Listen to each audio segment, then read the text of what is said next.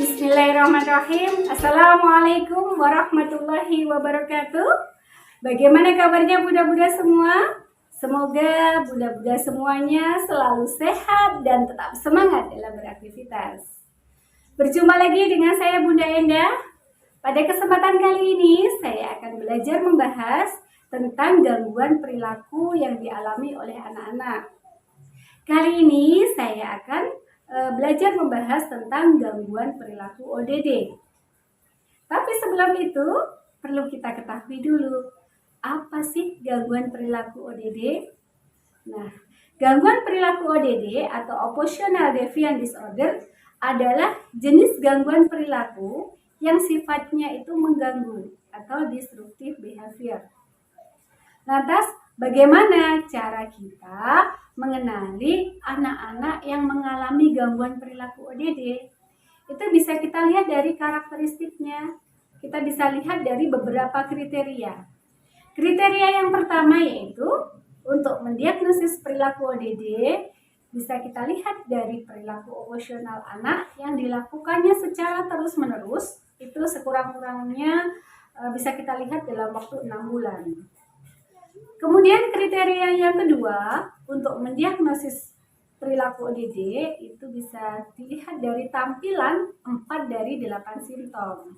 Di antaranya yaitu anak-anak yang mengalami gangguan perilaku ODD itu sering sekali kehilangan kesabarannya. Kemudian yang kedua, mereka suka beradu argumen dengan orang-orang dewasa. Yang ketiga, suka menentang dan menolak perintah. Kemudian yang keempat, mereka dengan sengaja mengganggu orang lain. Yang kelima, mereka juga suka menyalahkan orang lain atas kesalahan atau permasalahan yang mereka hadapi. Kemudian yang keenam, mereka juga sering merasa terganggu. Yang ketujuh, anak-anak dengan gangguan perilaku ODD ini juga sering sekali marah dan merasa kesal. Kemudian yang terakhir, yang ke-8 yaitu anak-anak dengan gangguan perilaku ODD ini juga senang sekali menyakiti perasaan orang lain dan memiliki sifat pendendam. Lantas, apa yang menjadi penyebab dari gangguan perilaku ODD ini? Sama halnya seperti gangguan perilaku yang lainnya, gangguan perilaku ODD ini belum diketahui sebab pastinya. Namun, para ahli berpendapat bahwa gangguan perilaku ini disebabkan oleh 3 faktor. Faktor yang pertama yaitu faktor biologis. Anak-anak ataupun remaja yang memiliki orang tua dengan riwayat ADD, ADHD ataupun ODD bisa menyumbangkan perilaku ODD ini kepada anak-anaknya. Selain itu, aspek neurologis, adanya ketidakseimbangan kimia dalam otak, serta kerusakan otak dalam mengatur penilaian, penalaran, serta pengaturan impuls.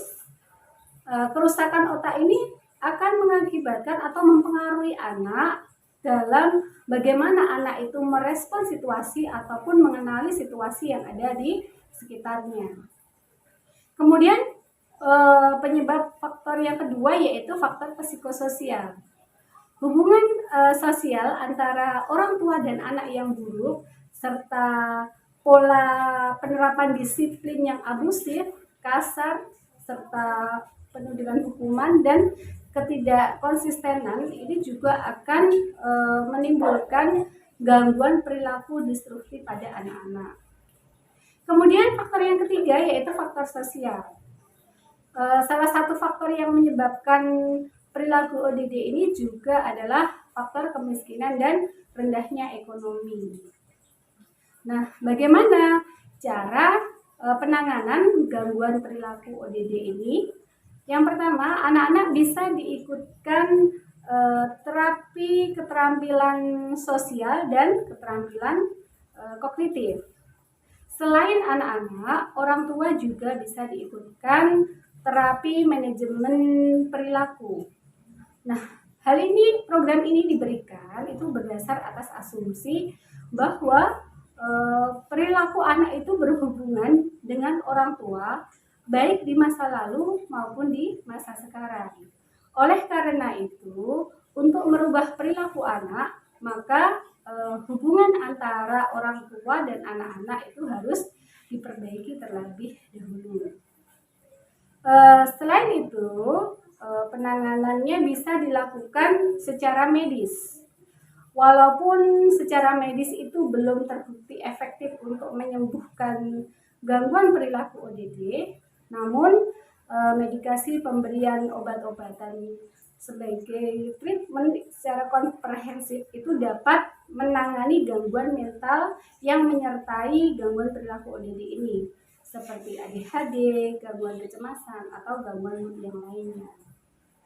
Nah, selain itu, siapa saja yang berperan dalam penanganan gangguan perilaku ODD ini? Tentunya orang tua bisa bekerja sama dengan psikolog anak ataupun terapis. Apabila gangguan perilaku ini muncul di sekolah, maka peran guru pun sangat penting untuk penanganan anak-anak dengan gangguan perilaku ODD. Keberhasilan dari penanganan gangguan perilaku ODD ini tentunya tergantung dari kerjasama mereka semua. Demikian yang bisa saya sampaikan. Ada kurang lebihnya saya mohon maaf. Terima kasih. Assalamualaikum warahmatullahi wabarakatuh.